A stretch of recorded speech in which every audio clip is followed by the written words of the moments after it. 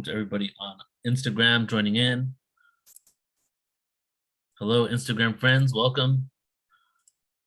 All right, everybody. Hello, how are you all today? This is Neil with Portal to Ascension, and I'm so excited to be here with you all for an incredible event. This is going to be good. Okay, we have about 40 to 50 minutes together. Oops, I am going live on two things here. Let me just stop that. Okay, we have about 40 to 50 minutes together. Oops, I am going live on two things here. Let me just stop that.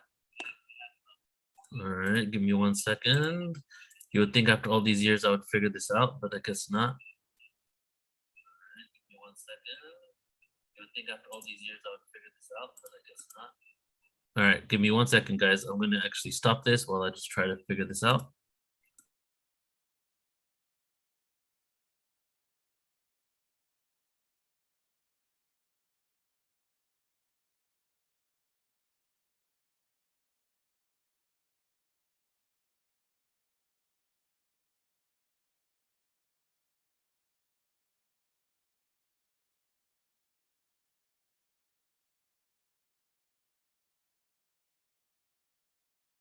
Okay, and I am back, and we are live on multiple platforms, and we're also live on Instagram. So hello to the Instagram people there. First time I've gone live on Instagram ever on this new platform that we have. So hello to everybody. My name is Neil, and really excited to be getting into this today. This is the first of a three-part series that we're going to be doing, and today is the history of UFO disclosure, but it's going to go deeper than that. We're going to go from the 1800s to present. And the title of this is From UFOs to UAPs, because as you guys might know, the phrase has shifted over the last few years. Firstly, I'm actually in a hotel right now in Copenhagen, and my internet is really bad here. Everything seems to be fine right now, but if there is a moment where my internet goes down, I'm just gonna grab my laptop, go into the lobby downstairs, and continue. So should be fine. But if it goes down, just give me 5 minutes, and I'm gonna take the elevator down, set up, and I'll be right back on. So let me check in with everybody in the room. Hello, hello. We have Lynn from London. I am moving to London tomorrow, Lynn. And we have MF from Florida. We have AZ, Arizona in the house. And let us know on Instagram where you guys from. Check in with us. Let's contribute all our energy to this experience. And again, this is so every other day at this time, today, in 2 days, and then 4 days from now, we're going to be going live with different segments of what I'm presenting today. Today is just me. On Wednesday, I'm going to have Alan Steinfeld as my guest. And on Wednesday, we're doing a deep dive into declassified documents, guys. We're going to break them down. Alan's got a bunch of documents. I've got a bunch of them. And we're going to really take the time to have the profound epicness of what these things mean, right? Like, wait a second. What are they saying? What does that mean? What does it mean for humanity, right? Things that you don't really see people doing a deep dive on. It's just in passing. For example, the Sun newspaper released like 5 years ago, technology in Bigelow Aerospace's headquarters in Las Vegas with the technology to slow down time. Okay, it just came and went. No one even thought twice about it, right? This is huge. And then so Alan is my guest in 2 days. And then in 4 days, JK Ultra, Jen from JK Ultra, she's going to be my guest. And she is an incredible human. Hopefully she's watching this right now. And I just really appreciate everything she's doing. And I figured it would be nice to bring her on for the conscious element, because not only does she cover all the UFO stuff, but she also goes deeper into the consciousness and dimensions and how that's connected. So you can check her out. Of course, we're on Alan's channel right now, New Realities. And you can check JK Ultra on TikTok and on Instagram. Okay, so we're going to get into this because in 55 minutes, we actually have a live presentation on Portal to Ascension that's not going to be streamed. And I'm going to show you what that is. So if you guys get excited and riled up from this and you want to continue and sign up for this other event, you can go ahead and do so. So what's happening after I'm done here is we have Sari and Michael White in about 55 minutes for Remembering the Mystery Schools of Egypt, okay? And galactic integrations with humanity's ancient teachers. So if you're interested in this, go to portaltoascension.org and you can go ahead and sign up for that. All right, let's do this. I just want to see who's in the room here. We got Oregon in the house, North Carolina in the house, Virginia's representing, Ohio's representing. We got the Western Canada in the house with Tara. Welcome, welcome. Okay, let's go ahead and do this, guys. We got a good amount of information to cover here. Let me make sure I have my audio share on so we can watch some clips in a moment. So today's presentation is From UFOs to UAPs by myself, Neil Arcturus Gaur. So here's the intention. We got to start everything out with an intention, right? Why am I even presenting this? Well, actually, I didn't even ask you guys, everybody in Instagram, everybody on YouTube and in Zoom, who has not heard of the recent disclosures that's happened in the last week and a half? If you have not, please say no. Please say no, because I'm just curious to know who hasn't, just so I kind of have an understanding of what we're going through here. No, no, no. Okay, cool, cool. All right, well, you're about to see it. Well, the biggest thing, right? Regardless of whether you think this is an agenda-oriented movement, regardless whether you think that there is actually not really UFOs and they're lying to us and putting out their information, or if it is UFOs and extraterrestrial connection, regardless of that, the largest occurrence of data dump of information and whistleblowers in probably all of the UFO disclosure history, except for when they moved from ridiculing UFOs to making it a serious topic, just occurred in the last week and a half, and it's been going on pretty much every single day since then. So this is some of what we're going to cover and what we're going to get up to, but we're going to get into those more into the next couple of ones. Today, we're going to go from the history just to show you what's been going on. So the intention of today's presentation. This presentation is a part of a series of disclosures, information, awareness,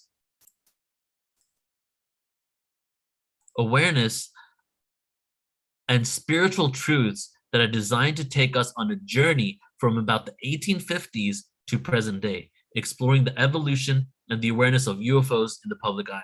We will also show how and why we went from ridiculing this topic to the truth embargo. The truth embargo is the embargo that the shadowy elements of the world have imposed on the topic of UFOs and extraterrestrials in order to hide the truth. That's called the truth embargo. Why the truth embargo ended with this in-depth exploration of disclosures and testimonies.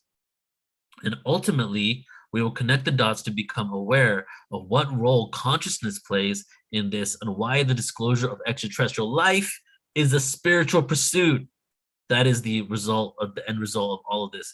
And that's what will be happening on the third one. And then just to let you guys know, after the third one in July, we're doing a 6-hour UFO, extraterrestrial, and consciousness conference called the Cosmic Chronicles that is also going to be absolutely free.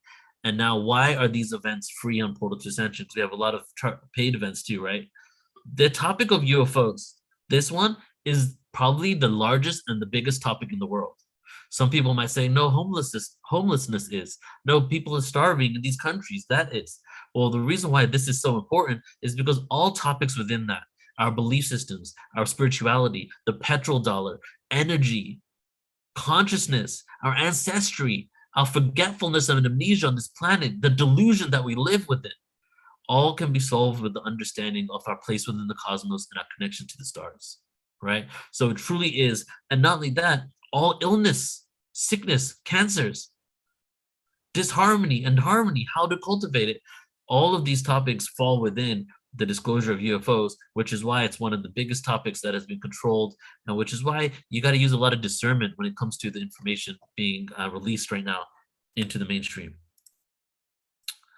So starting with the history here, the term flying saucer. So I want to start out with the term flying saucer, the term UFO, just kind of show you how we actually ended up with those terms.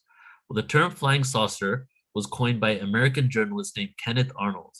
On June 24, 1947, Arnold claimed to have witnessed a group of 9 high-speed crescent-shaped objects flying near Mount Rainier in Washington state. In describing their motion, Arnold compared it to saucers skipping on water, which led to the popularization of the term flying saucers in the media. While Arnold's sighting played a significant role in the early UFO phenomena, it is important to note that these objects he saw did not resemble traditional saucers. Rather, it was describing the movement of these craft. And then, of course, we have UFOs. So when did the term UFOs even begin?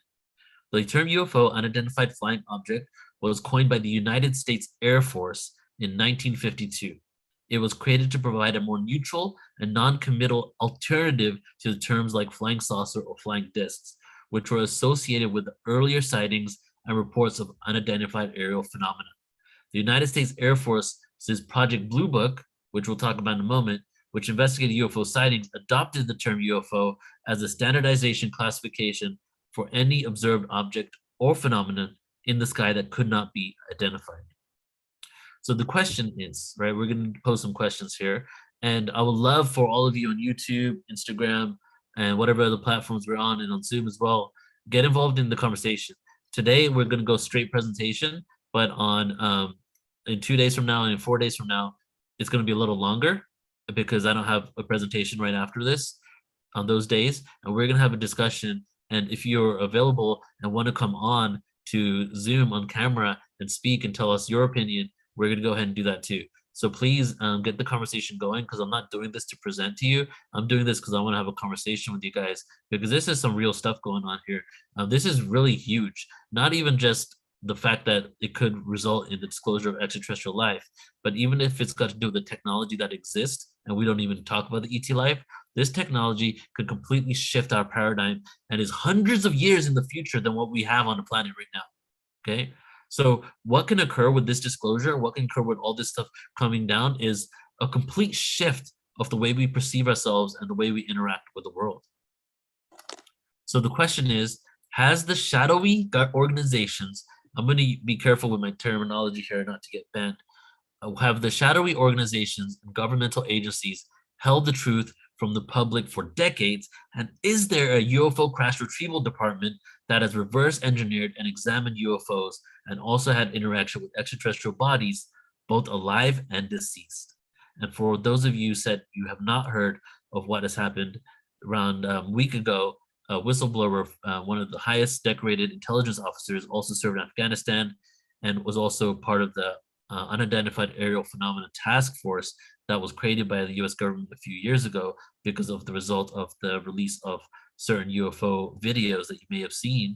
He has come out and said that he has evidence and has all these whistleblowers coming and documentation that the US government, some aspects of it, have been dealing with UFO crash retrievals for decades. And not only, we'll show the video later, not only have they got UFOs, and one article said other intelligence officers came out the next day and they said there's 12 UFOs that they have in their possession. But if you go into some other whistleblowers that Dr. Greer has brought out and other people, there's over 100 UFOs in custody right now. And the UFO crash retrievals, he also said when they asked, were there bodies? And he goes, well, you know, you would think that if there's UFOs that have been crashed, you're going to find bodies both dead and alive. And then he said, well, yes. And that's exactly what they found. And this was on mainstream, well, almost mainstream news. We'll get into that in a moment here, because the mainstream is actually stonewalling this and on some level, but it's too freaking profound for them to completely stonewall. So it's coming out and it's slowly leaking into all aspects of reality. And I just want to share this at the bottom. What I've been doing is, for the last week, I've been releasing all of our UFO crash retrieval footage on YouTube, and we also have some more footage coming out in the next week. And you can see here Clifford Stone. He was the foremost whistleblower. He was the foremost whistleblower on UFO crash retrievals. He was on the UFO crash retrieval team. So we did an interview with him because he lived in Roswell before he passed away a few years ago. And you can check out the interview there. It's with Paula Harris, Jacques Vallée. We're going to talk about this UFO crash retrieval in a moment here. He's also on our YouTube channel, Portal to Ascension YouTube channel, talking about a really unknown, unspoken about UFO crash retrieval. Then we have Stephen Greer talking about it as well, and also talking about the craft that has been reverse engineered that was not actually extraterrestrial, but was reverse engineered extraterrestrial craft. So let's start in the beginning. Well, really, the UFO phenomena has been happening forever. In the 1800s, there was also a few UFO sightings and crashes that occurred. And then the early 1900s, there was some as well. But then when we get into the 1940s, 1930s, all of a sudden it kicks up. And the reason for this is because our sensors kicked up. We were flying now, wars occurred, there was battles happening in air, and we just had the ability to notice it. So the did it actually pick up momentum in the 1930s and 40s, or was it always happening? And then we just started being able to engage and going into, into the air and started seeing them. That's the question. So here are some notable cases that happened in the 1800s. Aurora, Texas UFO incident in 1897. This is one of the most popular ones about the 1800s. According to local legends, in April 1897, a UFO crashed in Aurora, a small town in Texas. The story goes that the UFO struck a windmill, causing it to be destroyed, and the pilot, described as an alien, died in the crash. Supposedly, the townspeople buried the body in a local cemetery. The Aurora, Texas incident gained significant attention in the 1970s. It was a resurrection of that awareness when it was featured in the documentaries UFOs, Past, Present, and Future by Ray Santilli and in subsequent publications. And another one, in 1864, we have in Cape Girardeau, Missouri incident, where it's claimed that a UFO crash occurred and 3 alien bodies were recovered there. There are also accounts of UFO crashes in Tunguska region of Siberia in 1908. Some of you might have heard of this one. And the Black Forest region of Germany in the 1800s. In Tunguska region, it flattened acres of trees. So some people say it was a meteorite, other people say it was a UFO, but there was also accounts of the sightings there that something occurred that abnormally flattened all these trees. And then we have Los Angeles, 1942. There was something called the Battle of Los Angeles. During World War II, on February 25th, 1942, a large unknown object was reported flying over Los Angeles, California. It resulted in a widespread anti-aircraft artillery barrage, causing panic and confusion. The object was eventually determined to be a false alarm, possibly caused by a weather balloon or world nerves. Okay, and you're going to see this often, many times, even recently when they had the sightings that they said was a weather balloon from China. And I don't know if you guys remember, just like a year ago, there was a couple of things that was shot down in U.S. airspace. And then after one of them was shot down, the one that they thought was some anomalous craft, and China said it wasn't theirs, they were going to go and retrieve this object. And then they decided not to. Okay. You think they really decided not to? They didn't know what it is. They tried to tell people it was a weather balloon. Then they said it wasn't a weather balloon, and all the governments were denying it was theirs. And then all of a sudden, when it lands, they said they're not going to go ahead and pursue it and actually grab that, which they most likely did. And then we have the Foo Fighters.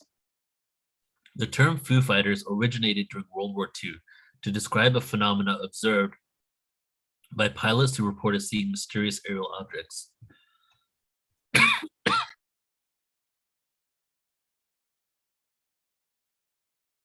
Excuse me one moment, guys.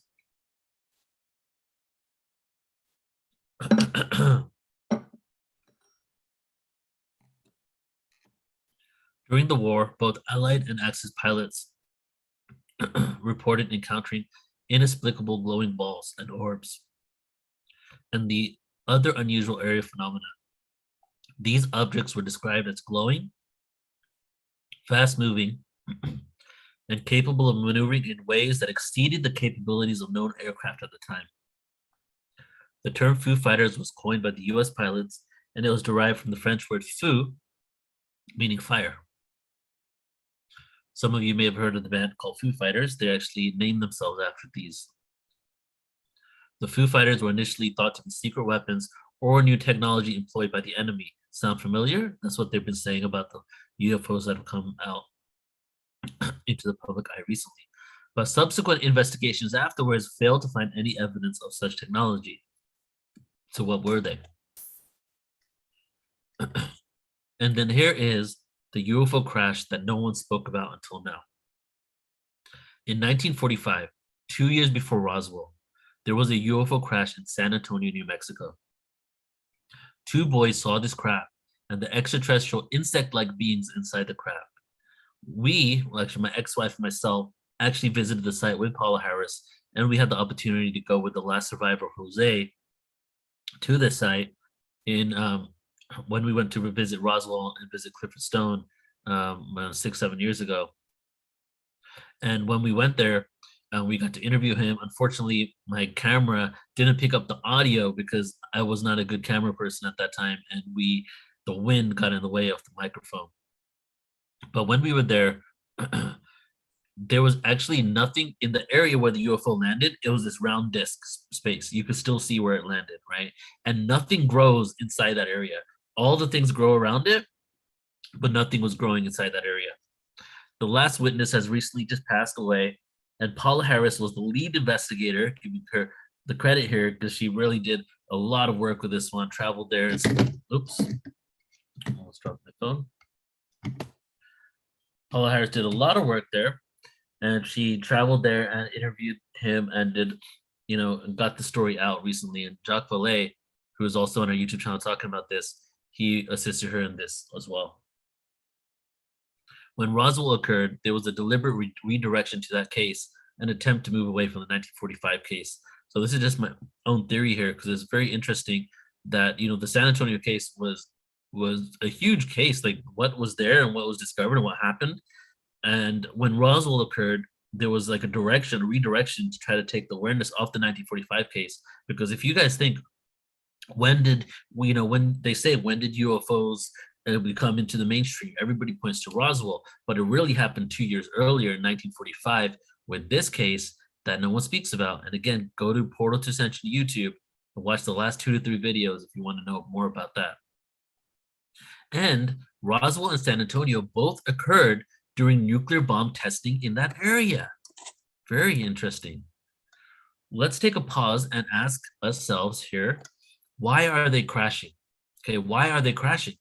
So this is a genuine question that happens from the mainstream as well. Like I've been watching, I watch mainstream news in order to just see what they're doing, what the agenda is. But I watch like more almost mainstream news, but not really, but YouTube channels that are regular people that maybe aren't deeply into conspiracies like we are and deeply into the spiritual stuff, but just like questioning reality and what's going on and questioning the agendas and corruption. I watch a lot of that stuff just because they actually pick up on these things because they're genuinely curious about it, but they're just not in the world we are. And it gives me kind of a microcosm of a lot of people who are going anti-establishment of what they're thinking now, right? And the one thing that I've seen them say a few times on Kim Iverson's show, Jimmy Dore, Breaking Points, like shows like that are kind of like that, even though they definitely have their own narratives and agendas that they believe in, is, well, if these craft flew all the way here from another place in the universe, how do you really think that they would crash? So this is one of the reasons why they're like doubting it, right? Well, I doubt that they're going to crash because they came here from another place in the universe, and the technology to get here must be so advanced that they're not just going to crash as soon as they get here. Well, this goes into some of the whistleblower testimony that's come out. The mainstream narrative I just shared with you. So as per Dr. Greer, the black budget programs have mastered anti-gravity as of October 1954. Okay, so anti-gravity was mastered in October of 1954. And also reverse engineered technology to down UFOs and to tamper with the propulsion systems, and many of them are indeed fully intact and have not crashed at all. So we actually, not we, but they, whoever, has the technology reverse engineered to create a disturbance in propulsion systems to actually down UFOs. And, not all of them can, because it's light ships, there's all types of ETs and beings visiting us. And then also many of these craft, as per David Grush, who's the whistleblower just came out, actually are fully intact. And also as per Clifford Stone in some of the interviews we did with him, he was speaking about going and being deployed to certain sites and actually having a fully intact UFO just waiting there for them. UFOs and nuclear facilities. So it seems like if there's one thing that is really popular within the sightings of UFOs is them showing up at nuclear facilities. And here's just a list of just a few places that we see that. We have Maelstrom Air Force Base in Montana, US, March 16, 1967, multiple UFO sighting and observed by security personnel near the Minuteman Interconnected Ballistic Missile Sites. Rendlesham Forest Incident in England, December 26 and 28, 1980. Several U.S. Air Force personnel stationed at RAF Bentwaters reported seeing a triangular-shaped craft land in Rendlesham Forest near the nuclear weapons storage.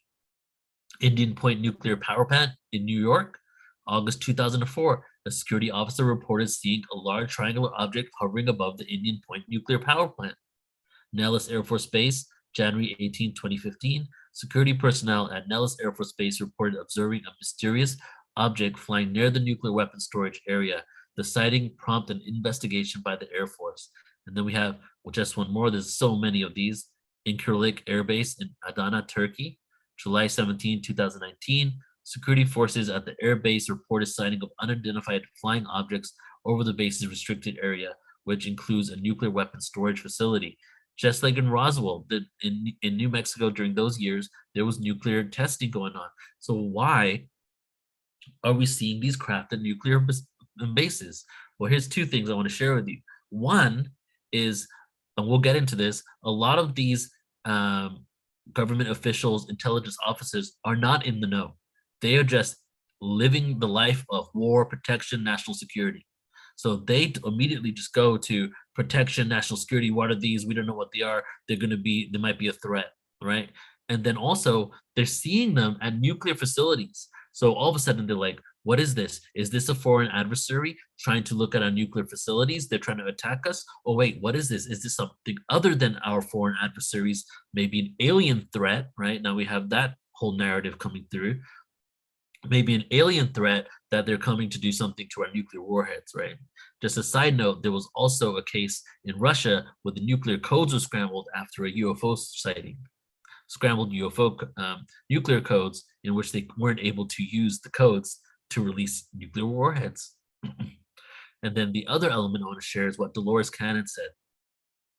Many of you guys probably know who Dolores Cannon is.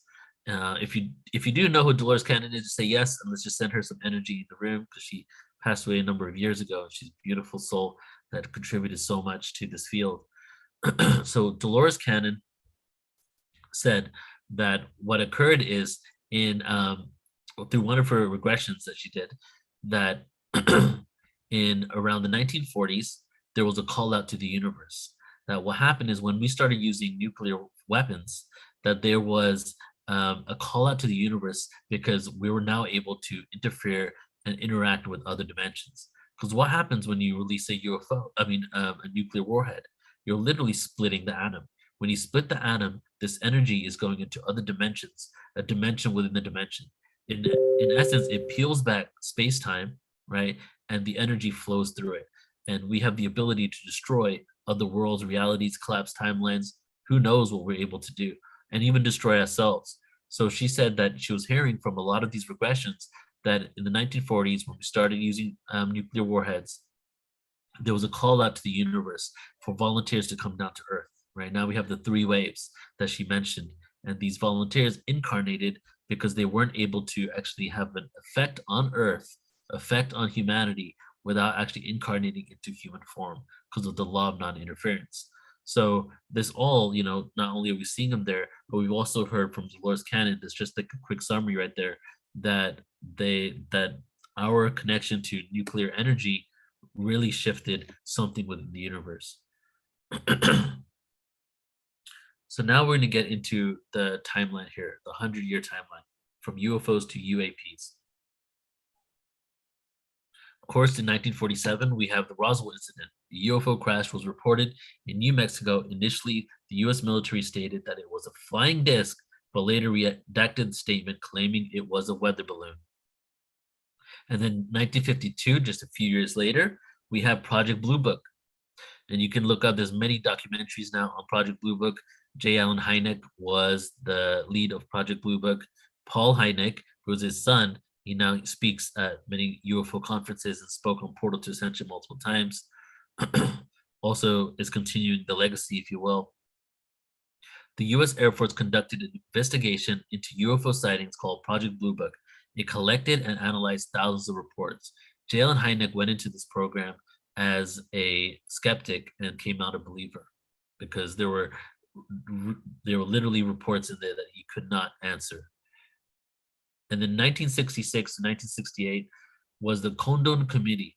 The University of Colorado conducted a scientific study funded by the Air Force. The final report stated UFOs did not present a threat to national security. Okay, it didn't say UFOs don't exist. It didn't say UFOs could be something that they know what they are and they've identified them now. They agreed that UFOs are unidentified and there's something happening, but they were looking to see if it was a threat. And from their research of the history of this phenomena from World War II till present, at that moment, they realized there was no threat to national security. And then what did they do? They recommend the termination of official investigations. So you got to read carefully between the lines because they do these things in order to avoid legal repercussions. They recommended the termination of official investigations, not all investigations. They just recommended that, okay, we realize these things do not present a threat, mission complete, termination of official investigations. Well, what occurs usually after that, as per Project Blue Book and also this committee, is when they realize something works, when they realize they have something that is huge. They actually go off the books and become black budget SAPs, which is special access programs.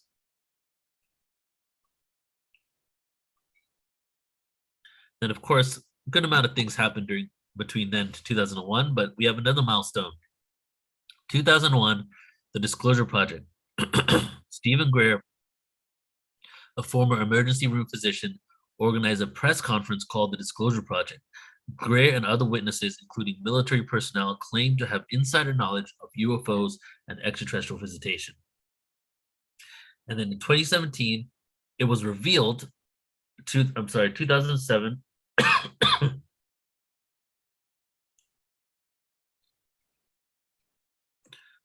I skipped something here, so I'm just going to go right to 2017. 2001 and 2017, let me just say, there was a lot of things coming out, right? There was Steve Bassett and his efforts. There was a congressional hearing that were ex-Congress members. There was all the movement from the people that we work with, Grant Cameron, many, many whistleblowers coming out and for the Disclosure Project, and then also independent researchers picking up the efforts, led to Moulton Howe. So during that time, the energy towards UFOs and the community that we're connected with and is getting this awareness out really started amplifying. And then we go up until 2017. It was revealed that the US Department of Defense had been conducting a secret program called ATIP to study unidentified aerial phenomena. And then all of a sudden, this was the other huge thing that occurred, in the history of disclosure, was a validation and a confirmation that many of us who people thought were crazy, it was not the case. And they actually came out that they were actually studying unidentified aerial phenomena. And more quite possibly, Project Blue Book continued, and this was a black budget program. And however, there's a lot of disinformation and misinformation around ATIP. I encourage you to go and look at ASWAP, which is AAWSAP, and look how this is connected to ATIP, because this right here, this 2017 incident was the number one agenda-oriented incident. The way it came out, the people that were behind it, this was the beginning of drip disclosure. Now, the question is, why were the drip disclosing? Right, we'll get into the drip disclosure in a moment. What are the possible reasons? So then we go to 2016.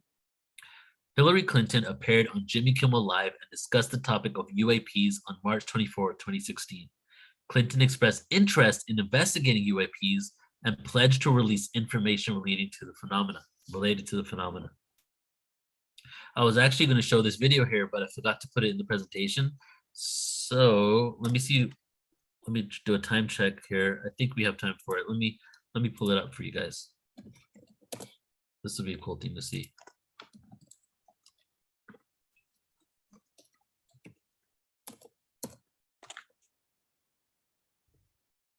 I think this is it.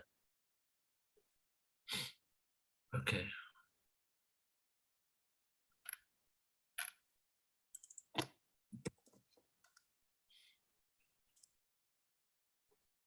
Zapier's automation is the easiest way to keep your pipeline in motion. Connect over 5,000 apps. I know you think of your husband as your secret weapon, but I have something. I feel like I am going to be your secret weapon now because I'm going to help you win this election. This was the move from UFO to UAP. Okay, this is followed by the WikiLeaks email. We'll get into the timeline in just a moment here, but this is when it got coined. And it was because they spent so much time ridiculing UFOs that they wanted to take it and make it something else, UAP, so that they, they can get behind another term because they're responsible for the ridicule of it all. No problem. Are you familiar with mansplaining?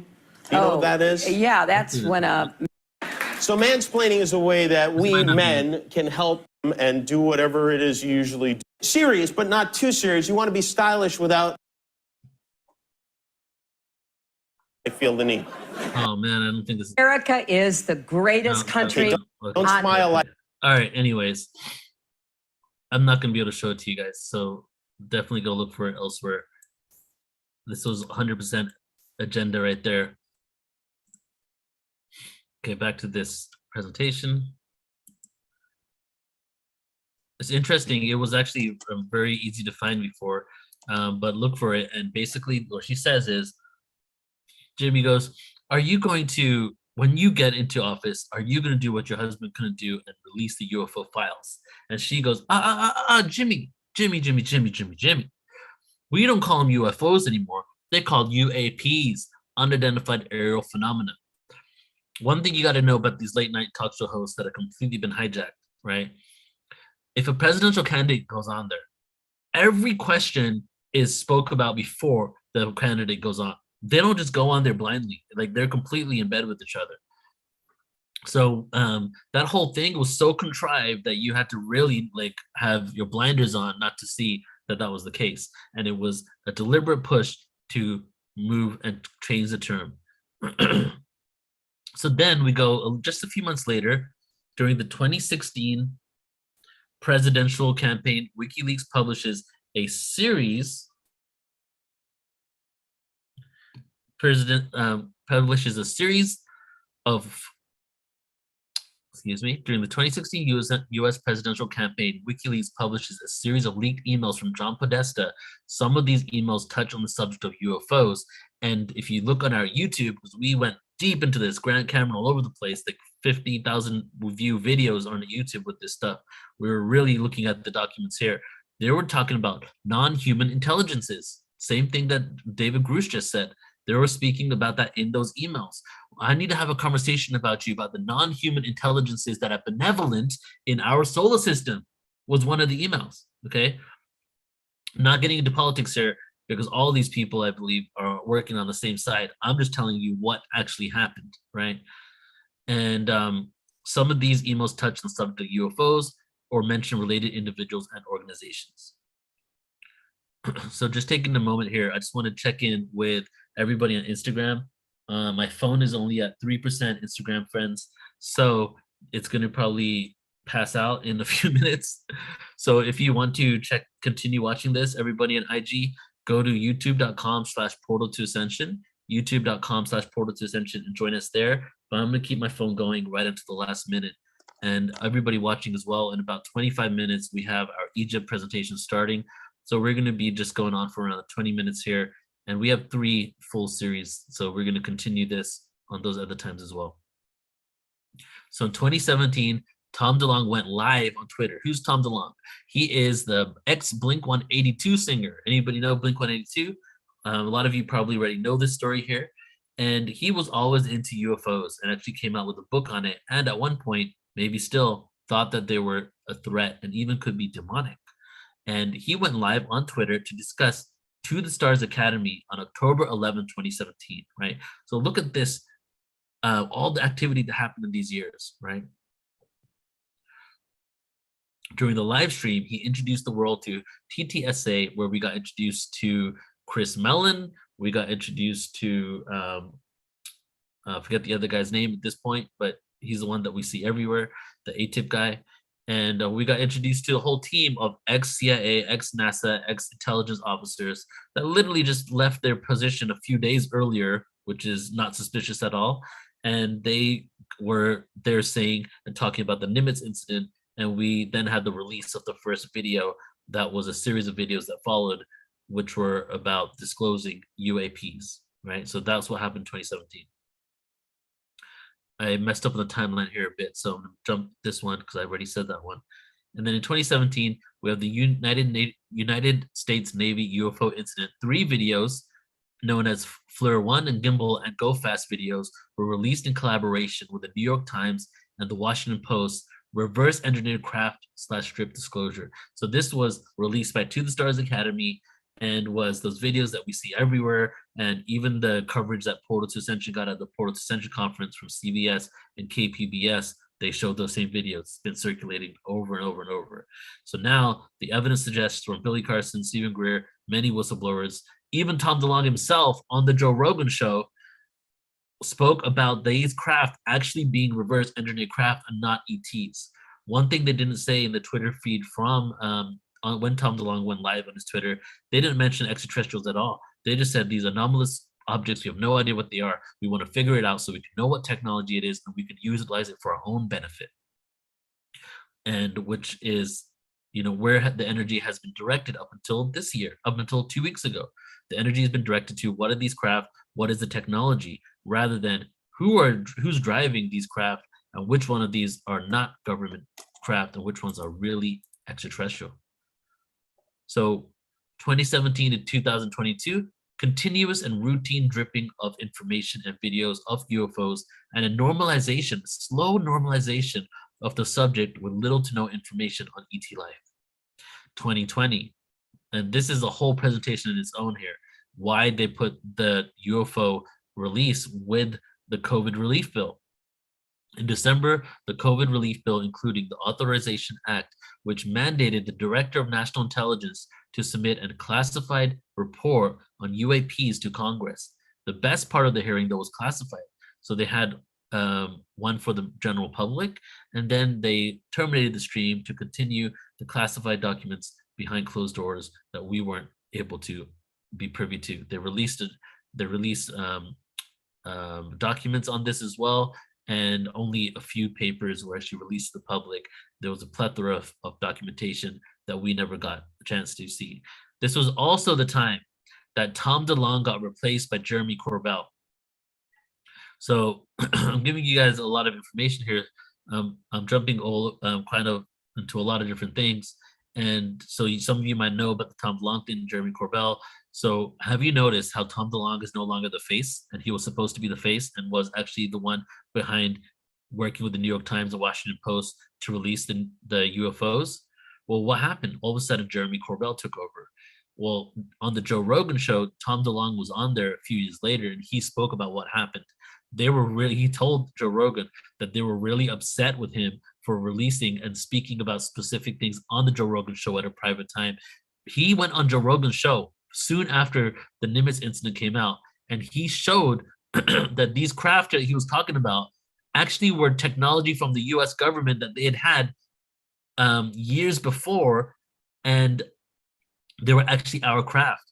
Almost the opposite of the narrative he was saying. He was saying, we don't know what these are. He went on Joe Rogan. He's like, yes, we do know what they are. He even told him what they were. And Joe Rogan brought out the images and showed it on his own show on YouTube. Okay. So, and then Tom DeLonge wrote on his Twitter just a couple of years ago that they got upset at him because of he released and went a little too excited with the information there. And he started releasing things they were not ready for him to release. Then we have a shift from Tom DeLonge, hip but old enough to be connected with these dudes, to Jeremy Corbell, the next hip guy that can actually get the younger people and everybody involved in this energy. And these people have become the face of the disclosure movement, even though there's been people working for this for decades. Got to throw this in here, Carolyn Corey, a Tear in the Sky documentary. Why is this important? Watch it on Amazon Prime, A Tear in the Sky. This is important because it's the first documentary that we have actually mainstream people in there looking and realizing that this is a reality. Michio Kaku, right? This is now he's talking all about UFOs. Before he was being all theoretical about it. He was in there. William Shatner was in there. And William Shatner had his mind blown when Carolyn Corey showed him the information there. And the UFO Navy pilots from the Nimitz incident were there as well. And they were genuinely trying to figure out what happened and can they mimic this case.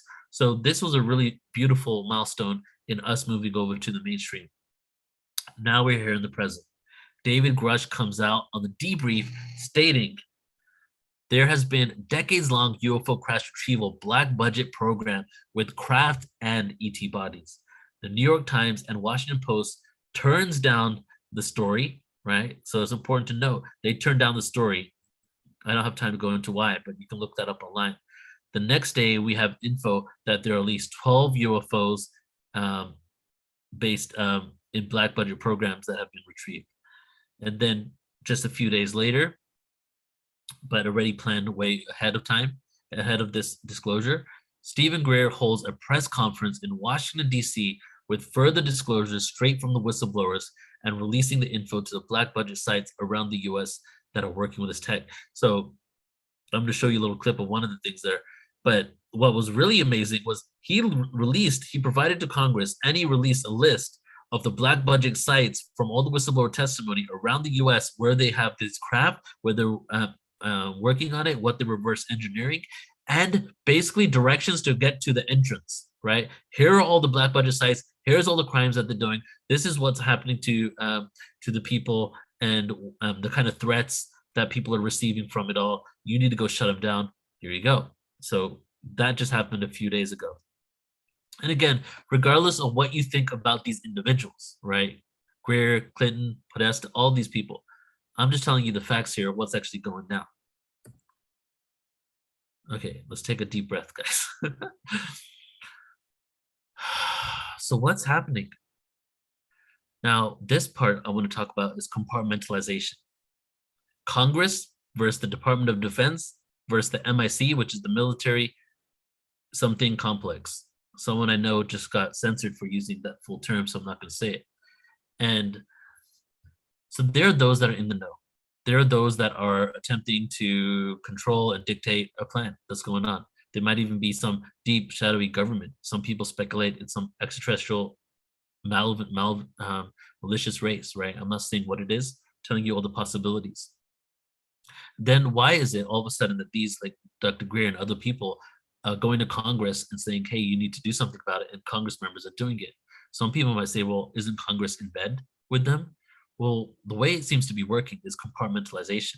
That specific parts of the DoD aren't even aware of the other parts. For example, David Grush's Aerial Phenomena Anomaly organization, which was the part that was responsible for looking at these phenomena, weren't even aware of the UFO crash retrieval team. They weren't even aware of an actual secret space force that was actually going down, which also new whistleblower evidence has come out about that actually existing.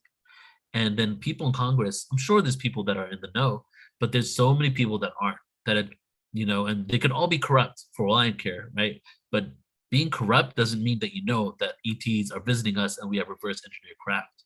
So there are people that are genuinely like, wait a second, this is real. We need to look into this. And then there's those that are saying, wait a second, we got some things in our skies that we don't know about. We need to look into this because we need to protect ourselves. And then there are those that are in the know. There's so much compartmentalization going on. And that there are those that are working for the disclosure. There are those that want to really know the truth. There are those that want to protect our skies. And there are those that have an agenda for maybe something more malicious. And that seems to be what's happening here. And hopefully in the next series, we will go a little deeper into that. So now I want to show you guys the articles that have come out just in the last few weeks. And I think one's a little older than that, just to show you what's been happening. So this right here is the debrief. So this is the debrief. This was what came out on June 5th. So we're, I think, almost 2 weeks ago now, 2 weeks ago exactly. Intelligence officials say U.S. has retrieved crash of non-human origin. A former intelligence official turned whistleblower has given Congress the Intelligence Community Inspector General extensive classified information about deeply covert programs that he says possesses retrieved, intact, and partially intact craft of non-human origin. Okay, The information, he says, has been illegally withheld from Congress, and he filed a complaint against alleging that he suffered illegal retaliation for his confidential disclosures reported here for the first time. Little side note, the reason why we have more whistleblowers coming out is because Congress passed just a few months ago, I believe it was, a whistleblower protection act that allowed whistleblowers to come out to speak about this and be protected under the government. As other people, including Dr. Ray, has stated, it doesn't give you enough protections because there could still be retaliation. And he came out thinking that he would be safe. And he, for the most part, he's safe, but he's also receiving retaliation from people that he worked with and who knows what else. And then we have another one come out. This is early this year. UFO reports by U.S. troops skyrocket to over 500. So all of a sudden, many troops, like many troops, are as soldiers and military individuals are coming out and speaking about this. And when David Grush came out, that was when a lot of people came out and said that there's 12 different intelligence officers said that there's 12 UFOs that have been retrieved. And this one is on June 8th. The House Oversight plans UFO hearing after unconfirmed claims of crashed alien spacecraft. So now we have a hearing coming up, right? You know, normally I would say, after right now, like they've done too many hearings in the last year, like 2 or 3 actually only, but they've done enough hearings that nothing's come out of that I'm just like, oh, like, what's really going to happen from this, right? However, this case is a little further than the other ones. There's something in the sky. Look what's going on too. We have UFOs. These are the locations. Here's a list of all the locations. These are the craft. We have bodies as well. Let's talk about it, right? So this has actually taken it to an exponential level that it was not at just a few weeks ago. So very interesting to know. 2 days after David Grush comes out, all of a sudden there's a call to 911 in Las Vegas. You guys might have heard of this one about a UFO crashing in Vegas, right? What are the chances? And then there's this family. You can watch the video of the guy that supposedly saw the ETs, and there's some videos that have dropped off the ET that may or may not be doctored, who knows, right? Stating that there was an 8 to 10 foot ET in the backyard. And it was interesting because the police officer's body cam was on, and he went out into the streets, and him and his fellow officers had seen the crafts fall out of the sky as well, a big light fall out of the sky. It doesn't mean it crashed, it just came down. And the police officer is talking to somebody in the car, say, hey, this might sound crazy, but did you see something fall out of the sky, right? So there was a sighting that happened just a few days afterwards. So it's just so interesting the way everything lines up like this. And then we have something like this. Aliens have been on Earth for a long time and are still here. Stanford University professor claims there are experts working on reverse engineering crashed UFOs. This was in May 28th. Okay, this is before David Grush came out. And then we have the update because David Grush came out. So all this drip disclosure. And then also this, Charles Hoskin embarks on an ocean expedition to search for alien technology. And this is with Avi Loeb. So I'm going to show you this in just a moment here. Actually, let's show you this first, and then we're going to get into the videos of David Grush. Okay.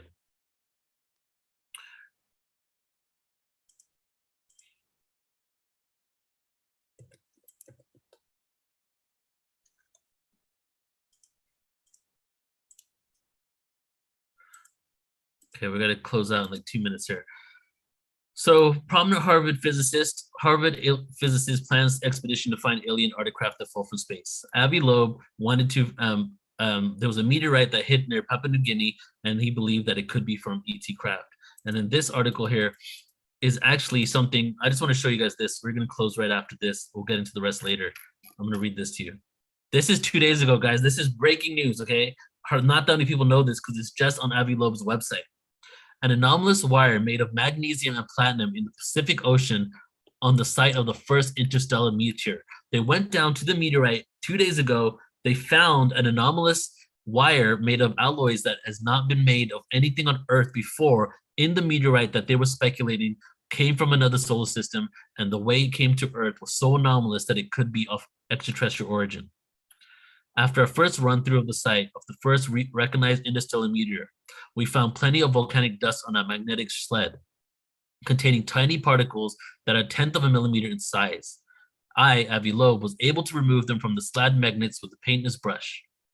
We did not anticipate this need, which illustrates the art of doing science. We thought that the harvest of this meteorite site yields the same materials, control regions away from the site until we notice a strange curled wire, which we now label IS-12.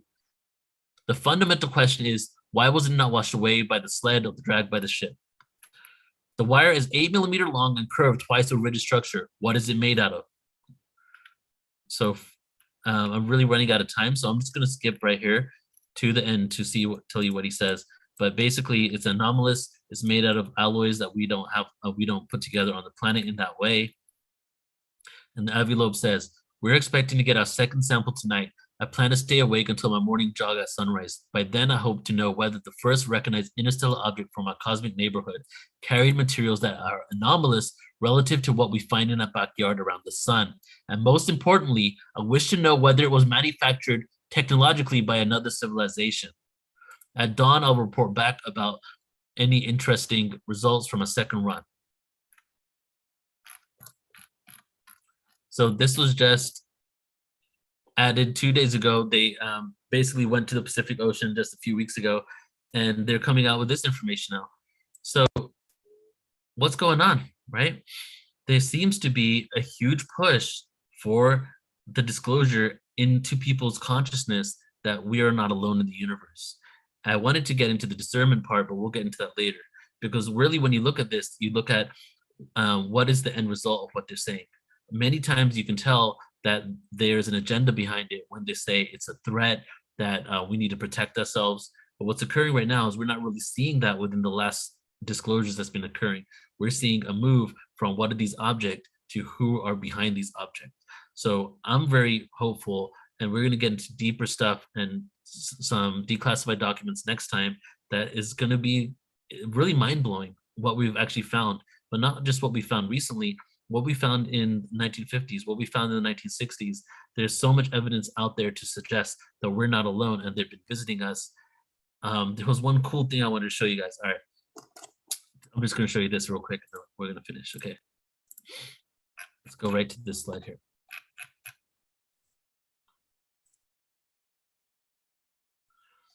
So there's been actual whistleblowers and individuals claiming that in 2027, ETs are going to land.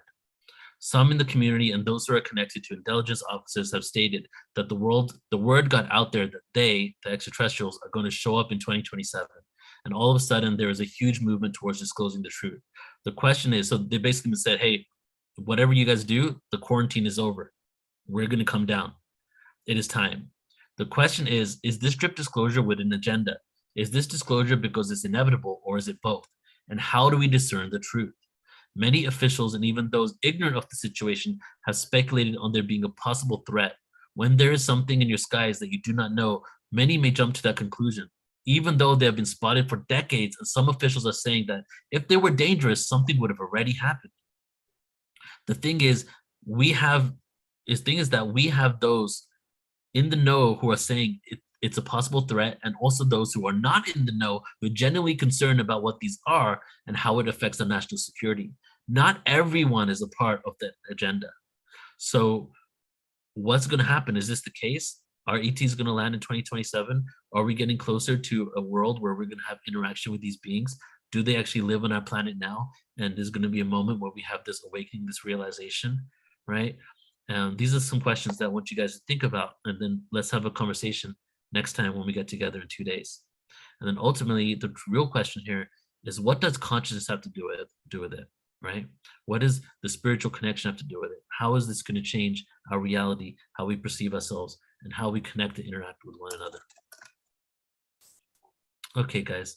So that's it for now. Thank you all so much for being here. 1 minute to spare. I'm going to jump right on to the next webinar with Sari and Michael White just in a few moments, called Remembering Egypt.